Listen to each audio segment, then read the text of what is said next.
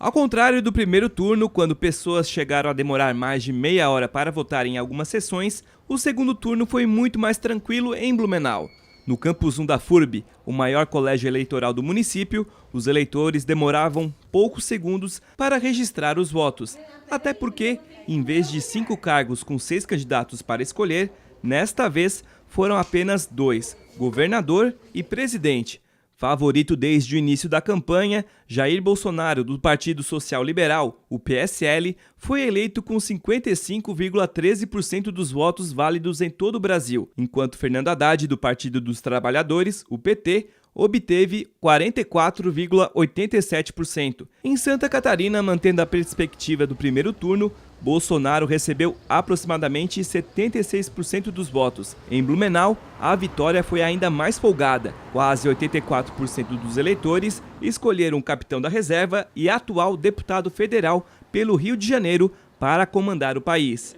Para esse sociólogo e professor da FURB, a vitória de Bolsonaro foi além de um voto de protesto contra a atual política. Não dá para simplificar apenas que é um candidato que chegou à presidência resultante do voto protesto.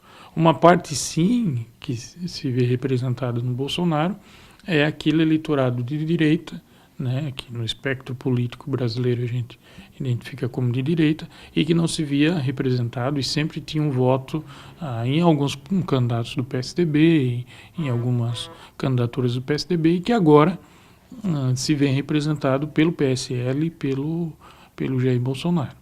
Uma outra parte desses votos do Bolsonaro a gente podia identificar como voto anti-PT, que conseguiu passar para a população que ele representa esse antipetismo que existe no Brasil, essa rejeição que o Partido dos Trabalhadores conquistou nos últimos anos. Para ele, partidos tradicionais, a partir de agora, estão entrando num realinhamento político. É que a oposição ao novo governo não está mais hegemônica, mas sim dividida em 3 forças políticas. Ciro Gomes, que não declarou apoio ao PT no segundo turno, o próprio Fernando Haddad e Guilherme Boulos, do PSOL.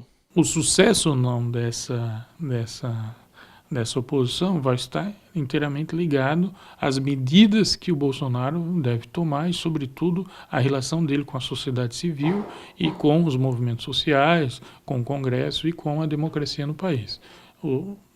Se endurecer de um lado, claro, de outro lado a oposição tende a se unir e fazer uma oposição mais forte e mais atuante. Em Santa Catarina, o comandante Carlos Moisés, do mesmo partido de Bolsonaro, venceu com grande folga Gelson Merizio, do PSD, 71,09% contra 28,91%. Para este colunista político e professor da FURB, a vitória é reflexo do sentimento de renovação na política nacional, mesmo que Moisés não tenha apresentado propostas específicas como para a região de Blumenau. Nós não tivemos, durante a eleição, uma discussão sobre as prioridades administrativas do Estado. Houve uma discussão sobre a necessidade de rompimento com o modelo de fazer política. Quais são as prioridades do Estado, o que Blumenau, por exemplo, precisa, do que ela depende do governo do Estado, nós não discutimos.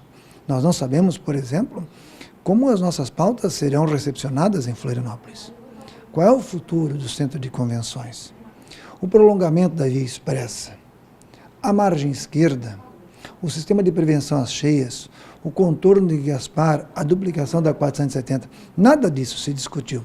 Se discutiu a necessidade de uma mudança, de uma renovação política e não se discutiu quais eram as prioridades das regiões e do Estado. Passadas as eleições, o sentimento de renovação e de combate à corrupção falaram mais alto para a maioria dos eleitores. Mas agora o discurso deve ser mais amplo e precisa incluir outros problemas do país. Tem que pensar na economia, tem que pensar na saúde, na educação, na segurança, tem que gerar empregos. E se a economia não funcionar bem, tudo isso, toda essa onda que nós estamos vendo e vimos recentemente na eleição, é uma onda que tende a se acalmar e tomar uma outra direção numa próxima eleição. Ou seja, se a economia não funcionar bem, se a segurança não funcionar bem, se a saúde não funcionar bem, se a educação não funcionar bem, toda essa esperança que se criou nessa eleição vai se transformar em frustração e uma nova onda pode vir daqui a 4 anos numa direção que a gente ainda não conhece. O próximo presidente tem muitos gargalos à frente, inclusive alguns que vão contra a sua origem. A primeira dela é a reforma da Previdência. A reforma da Previdência, um dos gargalos da reforma da Previdência são as aposentadorias dos militares e as pensões dos militares. Pois é, o Bolsonaro se marcou no Congresso Nacional, a sua atuação é quase que um sindicalista dos militares. Ele vai ter que agora mexer na ferida do grupo político que o manteve até agora, né? Outra situação é que a política de combustível e do diesel, né, também termina dia 31 de dezembro e dia 1º de janeiro volta a política de cobrar imposto sobre o diesel, que afeta um grupo que apoiou o Bolsonaro também, que são os caminhoneiros.